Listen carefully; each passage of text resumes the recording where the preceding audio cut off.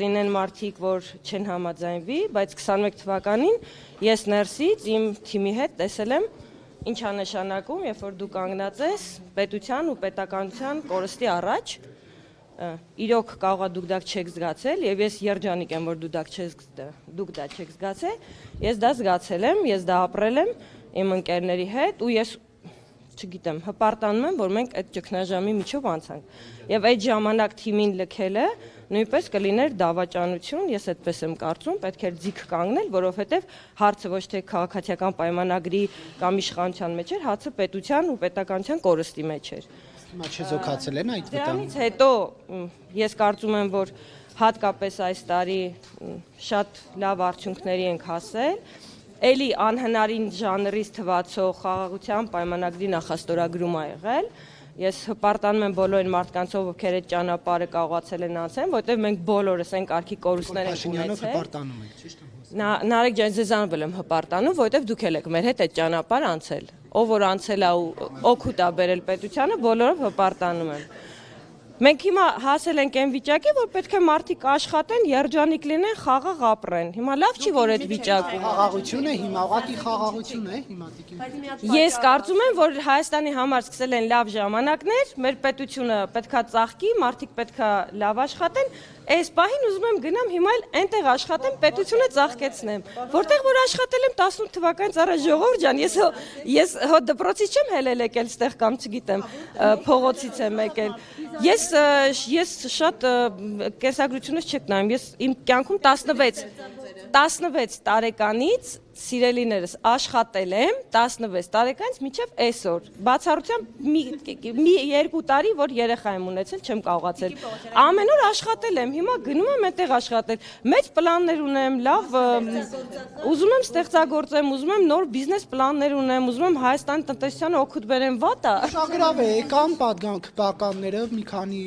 սեզոն եղան գումարում, ավելի ճիշտ եղան պատգամավոր, հիմա գնում են բիզնես դնելու, այսինքն պատգամավորները Դուք առաջին անգամ չեք ինձ խայթում, ես 18 թվականից առաջ էլ էի բիզնեսով զբաղվում, լսում եմ։ Հիմա ըստ էության պատգամավորի գործը այդպես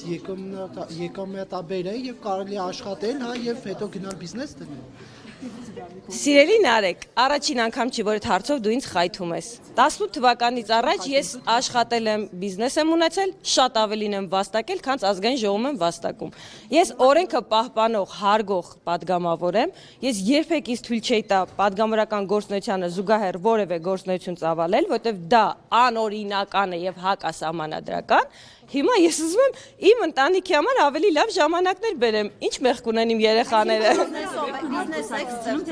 Շարունակել եմ կուսակցությունում մնալ, դա ոչ մի բան չի փոխվում, երբ որ իմ ընկերներն իմ կարիքը կզգան, ես նորից կլինեմ իրանց կողքին, ընտրություններին իրանց օգնելու եմ։ 26 թվականին քաղաքացիական պայմանագիրը վստահ եմ, որ հաղթանակ ունենալու եւ լավ հաղթանակ ունենալու։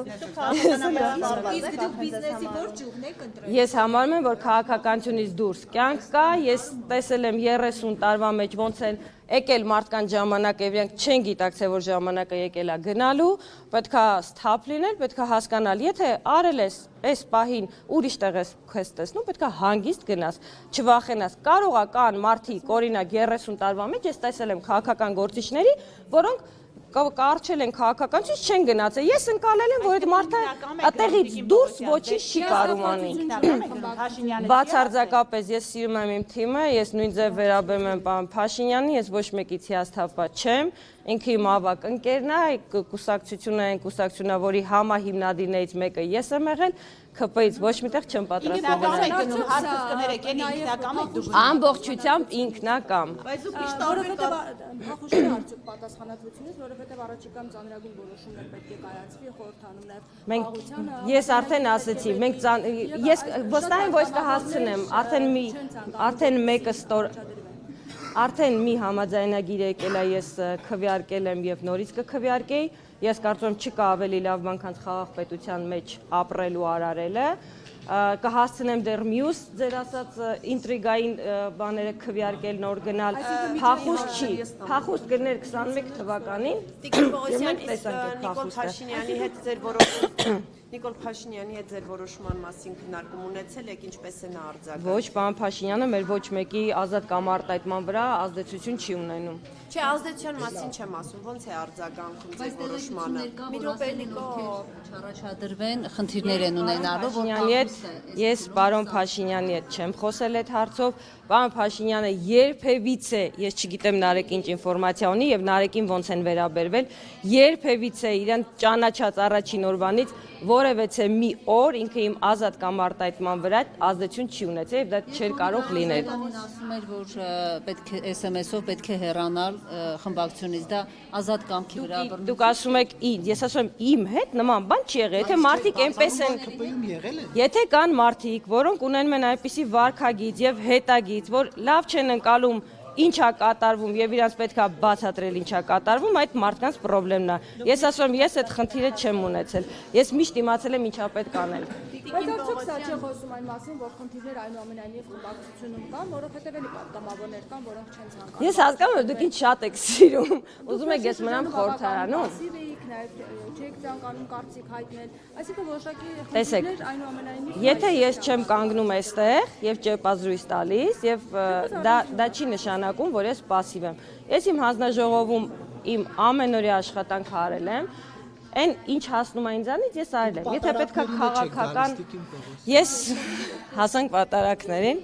Անկեղծ խոսում եք դրա մասին խոսել Դա որովհետև ընկալում են որպես աջակցություն վարչապետի այդ գործին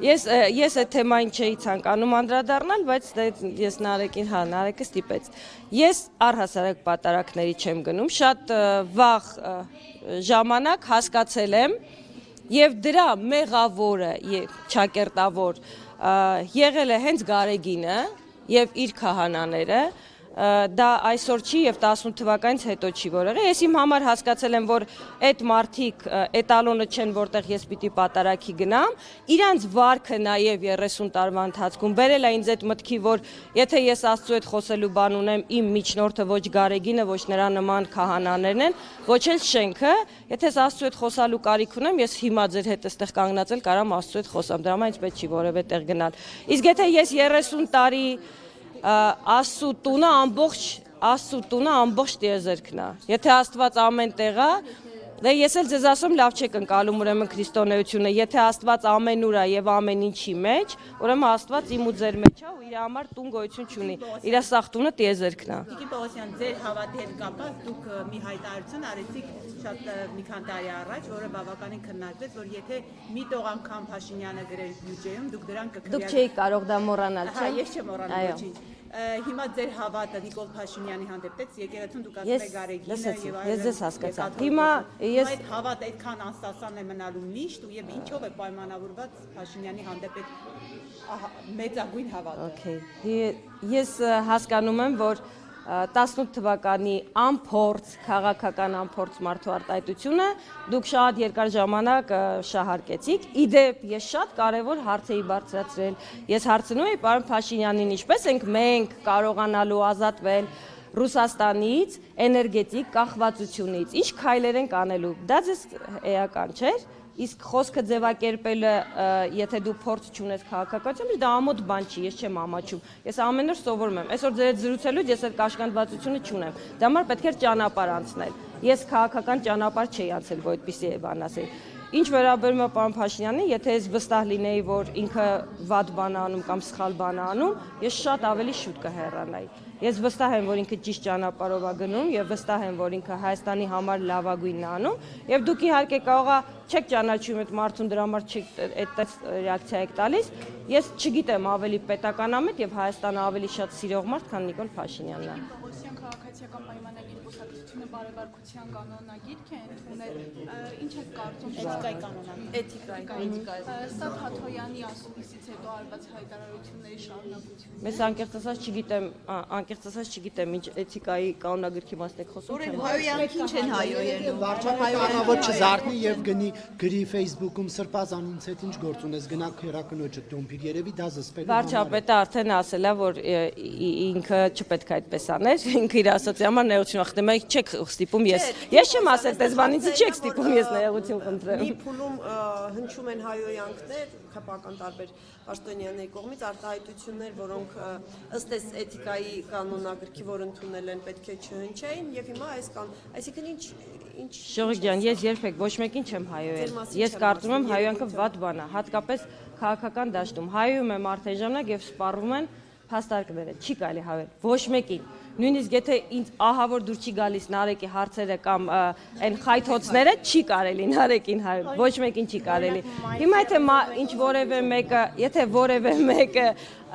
օրինակ նեղված ա եղել կամ զայրացած ա եղել նման ձև արտահայտվել, հետո ասում ա կներեք, ես այդպես էլ չեմ անելու, նորմալ ա, բան մեծահոգի գտնվեք, Աստծուց ենք խոսում։ Նիկոլ Փաշինյանը գրում էր հենց այդ գրառումը, հա, ներողություն դոմփելու մասին, դուք անձամբ իրեն ասում եք, որ դա ճիշտ չի, ասում եք ընկերներ են։ Ես կառավարական շենքում չեմ եղել, որ ասեմ պարոն Փաշինյան մի գրեք։ Գրառումների մասին խոսում։ Ես չի եղել այդպես, որ շփում ունենամ պարոն Փաշինյանից, որ ունենայի հաստատ կասեի պարոն Փաշինյան, դուք ուրիշ մակարդակի մարդ եք, մի արեք տենց, նույնիսկ եթե զայրացած եք կասեի, բայց առիթ չի եղել։